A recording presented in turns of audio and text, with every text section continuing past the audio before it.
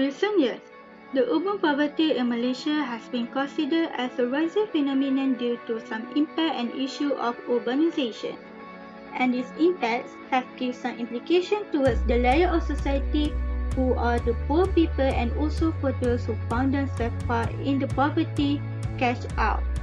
As you can see in Kuala Lumpur, Malaysia, some of them become homeless.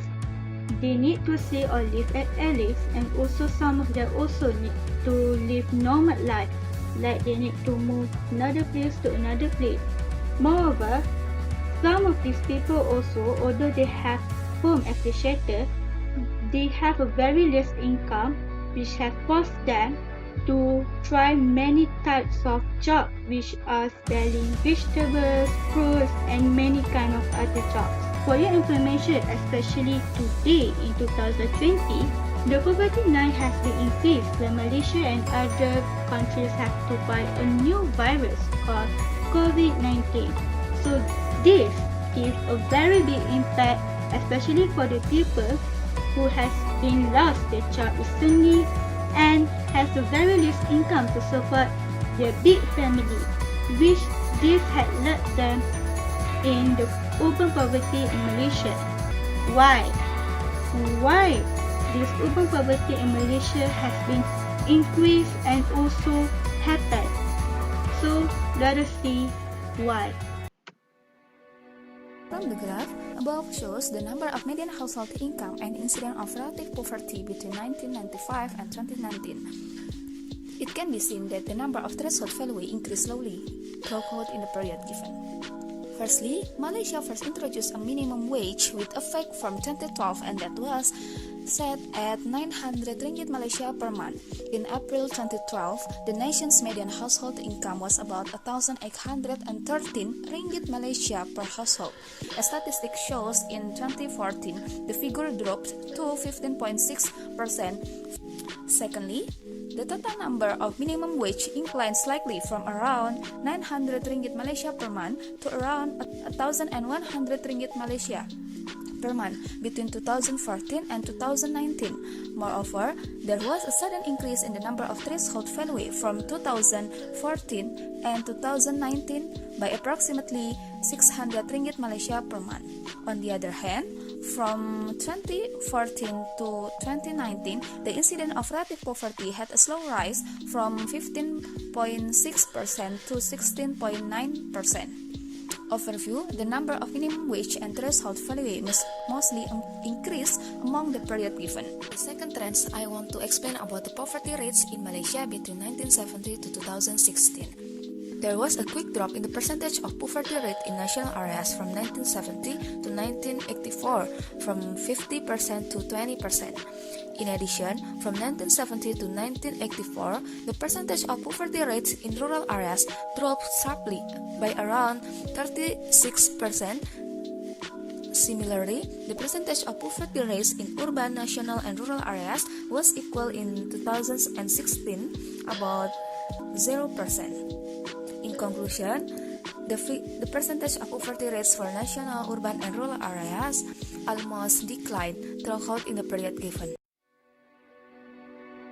According to the statistics published in Economist October 2020 by H. Pletcher, 76.61% of Malaysians live in the urban areas, but among the dwellers live the many urban poor. What are the underlying factors of the many urban poor? Migration of the low-income group to the urban areas. This low-income group migrated to the cities in order to secure employment and to gain better income. However, they only add to the constraints of the services infrastructures and environment in the cities. According to Dr. Mahathir Mohamad, those from the rural areas move to the urban communities without having legitimate capabilities or without skills that can meet the minimum requirement. Many did not allow themselves to be trained, which resulted them earning low income. These constitute them the urban poor. Second, the high cost of living. Kuala Lumpur has been ranked 88 in the worldwide cost of living 2019 by the Economics Intelligence Unit WCOL, which compare prices of 160 goods and services in cities all over the world. The high cost of living, urban poverty, and overpriced house prices are increasingly plaguing the low and middle income groups of B40 and M40. The high salaries that these people receive are not enough to support the increasing cost of living. They have to bear high housing costs, fuel costs, tolls, and so on. According to BMC Public Health Journal, which was published in June 2019, the Kuala Lumpur City Council, DBKL, recently reported that at least 1,000 to 2,000 homeless people were at the Kuala Lumpur city centre. These homeless people require help from other sources, as most of them have no income or having very low income. Lack of job opportunities. The struggle for employment in the city is a growing phenomenon in Malaysian cities. The locals have to compete with foreign workers. Employers are keen to hire foreign workers to save costs. The number of foreign workers in Malaysia are alarmingly high from year 2015 to 2018. Locals become unemployed as the job opportunities are taken by the foreign workers, especially in the industrial and construction sectors. In one of article from Free Malaysia Today by Robin Ajustin 2019 stated that Prof. Datuk Dr. Denison Jayasuriya, an Associate Principal Research Fellow in UKM, said that Malaysia is undercounting the urban poverty rates in country. It is also claimed by Professor Philip Armstrong, the United Nations Special Rapporteur on Extreme Poverty and Human Rights, that previously Malaysia had undercounting the poverty in Malaysia, which was 0.4%. However, after he visited Malaysia in 2019, he said that the actual rates of poverty are much higher than the suggested figures by the government. Why it is important to have the reasonable poverty line income in country? If we have the smaller rate of poverty due to the unrevised PLI, the government will under-investment in poverty reduction and inadequate social safety net that doesn't meet people's needs. Government will put more focus on giving the aids at poor people in rural area rather than in urban area. In short, it is very important to Malaysia revise the PLI at that time as what as suggested by Professor Philip Armstrong. Tun Dr. Mahathir replied, if it is necessary, Malaysia will change the approach in counting the poverty rate. After that, Malaysia revived the new National Poverty Line Income to cater this problem. The Department of Statistics Malaysia (DOSM) revived the Poverty Line Income from RM980 to RM2208 in July 2019. The government has implemented many programs to reduce urban poverty. So, here we will explore Malaysia government assistance programs to eradicate the poverty level. The first one, technical education and vocational training for youth. Firstly, young people from rural areas should be given technical and vocational training as they are the backbones of the workforce. Technical education and vocational training should be mainstreamed with a focus on raising the quality of qualifications.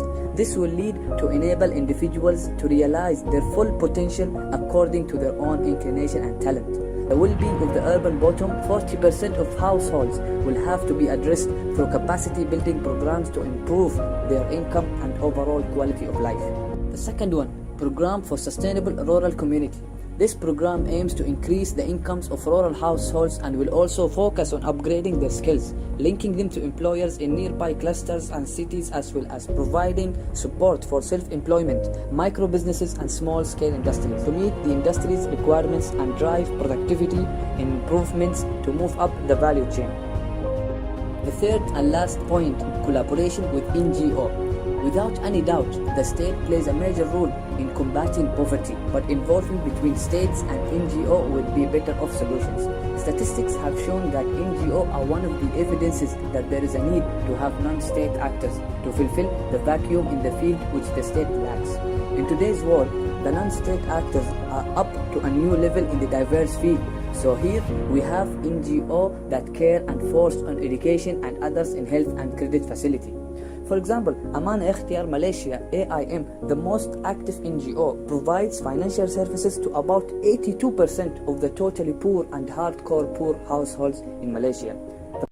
Conclusion: Malaysia poverty rate hits to 5.6% in 2019 after the government revised the national PLI to 2,208 ringgit per household per month.